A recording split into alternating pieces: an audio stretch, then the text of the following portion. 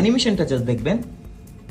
এটা হচ্ছে touch sensitive একটা বাটন। দেখেন সর্বোচ্চ আপনি 100 ওয়াটের আউটপুট পাবেন। এটা হচ্ছে 100% অরিজিনাল অ্যাঙ্কারের একটা 100 ওয়াটের অ্যাডাপ্টার। ভাই ধরলেই বুঝবেন যে এটা প্রিমিয়াম লেভেলের একটা জিনিস। এখানে টাইপ সি পোর্ট পাবেন দুইটা, একটা ইউএসবি এ আর সিঙ্গেল পোর্টে অর্থাৎ টাইপ সি যে কোনো পোর্টে আপনি 100 ওয়াটের আউটপুট পাবেন। একটা স্যামসাং ফোনের সাথে কানেক্ট করেছি আর হিথিয়াম হিরো 2 তে কানেক্ট করব। এটা খুবই ম্যাসিভ একটা জিনিস। তো এটা অ্যানিমেশনটা জাস্ট দেখবেন।